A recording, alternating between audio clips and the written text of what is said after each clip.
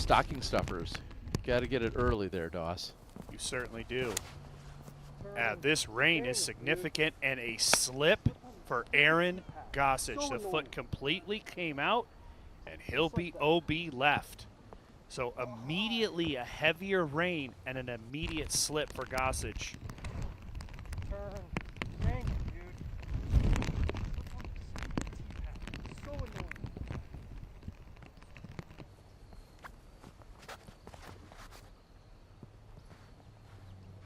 Is Isaac going to follow it up with one, too? I think so. But no. Wow. Somehow, some way. Let's take a look at this shot from Isaac. Into the tree deep. And still gets out. He just hammers this domey quasar. Overstable, fast. Can't be too high or it'll stall. This is a smoked. Has the power. Or does it? Just over the rocks. Green flag for Heimburg. You guys good with this right here? I am, yeah. That head left to right still blowing up this fairway.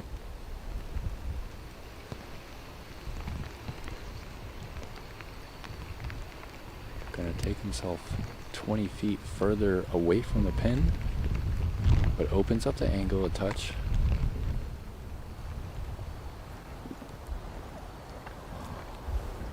You can kind of feel the weight of this moment building as Aaron takes his time here.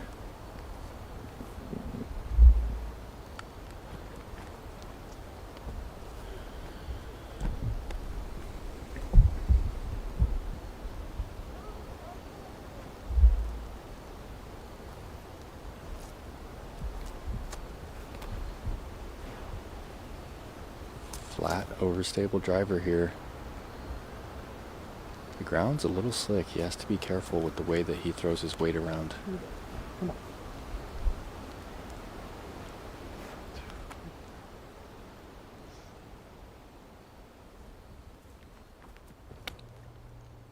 Snaps it clean.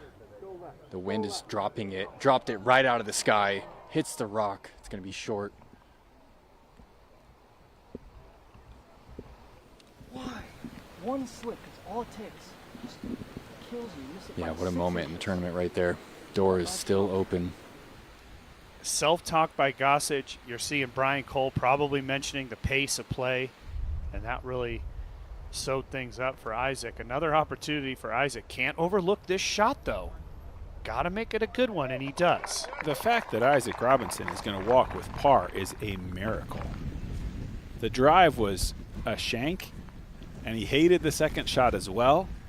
Very, very fortunate. Oh, what's this?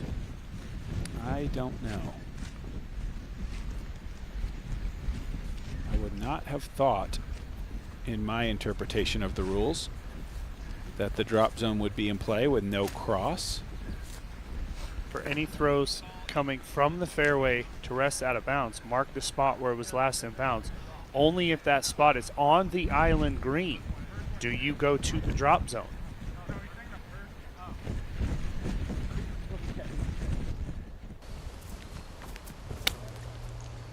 Is there a chance this crossed? I would not have said so, but here's a great look. Nope. Unless those rocks are in it.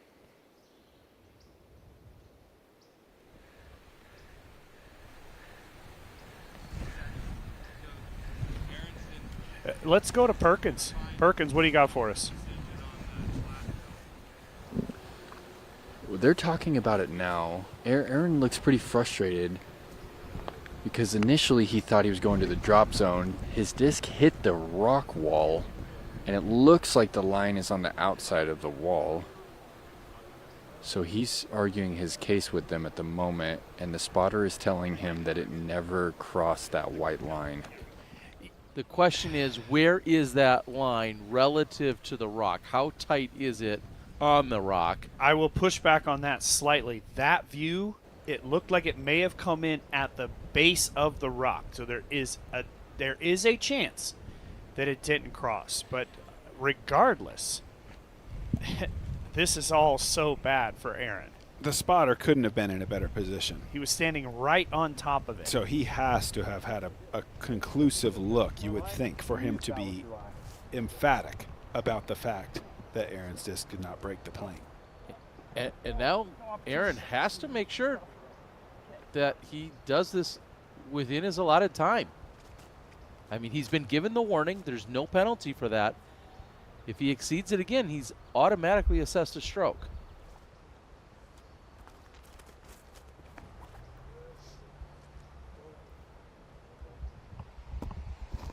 And he delivers, and it comes to rest on the island. Outside the circle, by the way. Yeah, that is a long putt, especially after being that frustrated. Violation there. Am I at 30 seconds? I was under 30 seconds. But how close? I mean, am I like, if I go 2 seconds later, am I getting stroked?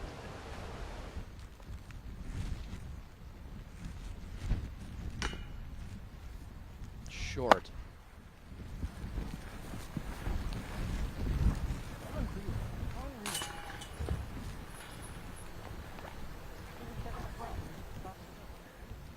It's going to be a problem. He needs to ignore this. He needs to move on. He needs to walk away and take like 10 deep breaths and realize that he's still tied for the tournament. Absolutely. That's the most important thing right now. And Calvin Heimburg's back in this tournament. A putt here would bring him within 1. Somehow he misses the short putt. Has to have that. And this is the situation where Calvin arguably could, have a conversation. Say, look, man, I'm still playing the tournament. Because Aaron immediately went and had these conversations. After putting out quickly, if you're going to walk up and slam your disc in the basket, you got to walk away and just get out of there. I think Calvin would have an argument to be frustrated with Aaron right now as well. Calvin thinking eagle. Could get himself right back in, and this looks great. I think he might have done it again. One last practice. Rips it. It's a little inside. It gets right under the ceiling. It's going to unravel. Wow. What a shot for Calvin. Looks like still some maybe frustration coming from Gossage. Talking with the Brian Cole and Jeff Spring out on the course.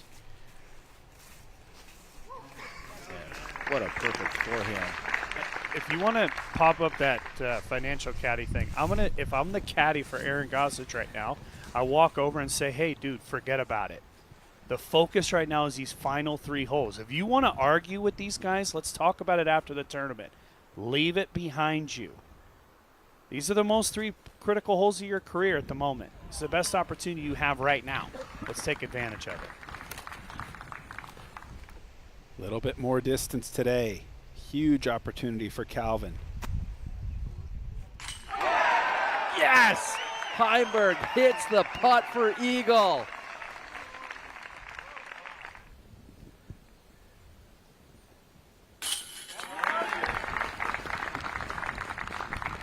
And the next thing you know, we'll be back come next February, March, and get things kicked off again. Won't be long. Heimburg. Headwind. I don't think get this it. can do it. I don't get It's it. starting to twist. Can it get all the way? Wow, what a risk, and it pays off, man. It's got to sit, though. Wow. What a shot by Heimburg. It looked like too much turn, but it found its stability. Not a single birdie on the hole today. Over 50% of the field has bogeyed or worse. Low. Does it have the distance? Sure does. Nearly perfect distance. Unreal. This is a very challenging shot. If he's in the air at the basket at all, he could go OB long. And that's exactly where it's headed. Does it check up? Wow. Disaster for Robinson.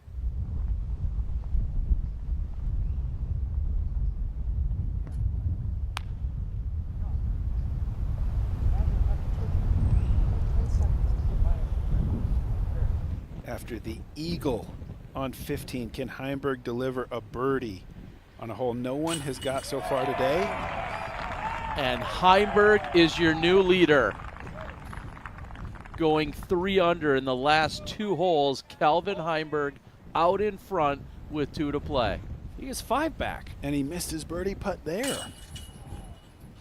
Oh, no!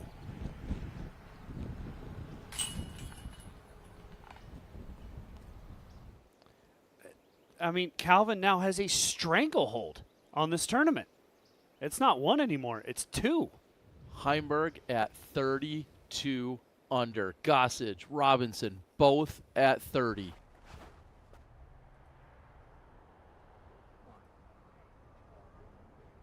Drifting right. Safe. Calvin Heimburg on the green of 17. The only thing I was slightly worried about for Calvin is he was right of those bales. The hay bales there to keep you in bounds, help you out. Drifting left. Moving forward. Gossage, a must make. It's off the top.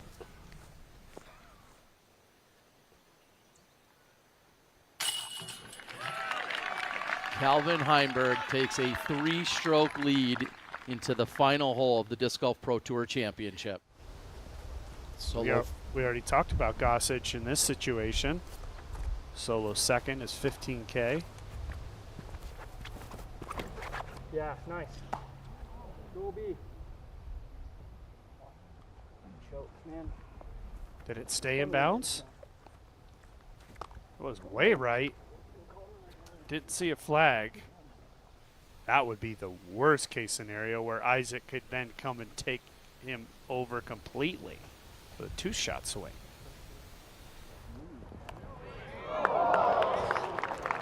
Isaac trying to close it out by throwing it in, just barely off the mark.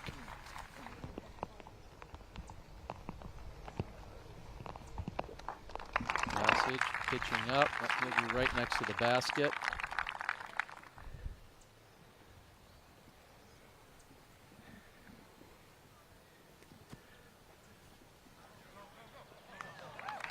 Calvin right next to the basket as well. Isaac taps in, and he will tie for second along with Gossage. They'll split $25,000, and your 2025 Disc Golf Pro Tour Championship winner, Calvin Heimburg.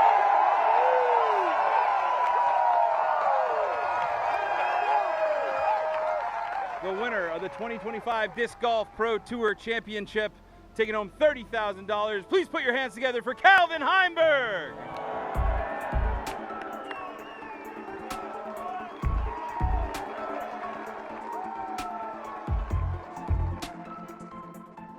Hey everybody, Nate Doss here, and thank you so much for watching. For more awesome videos just like this, click subscribe, hit that bell icon, and never miss a new video. And for live disc golf, come join us on the Disc Golf Network. We'll see you in the fairways.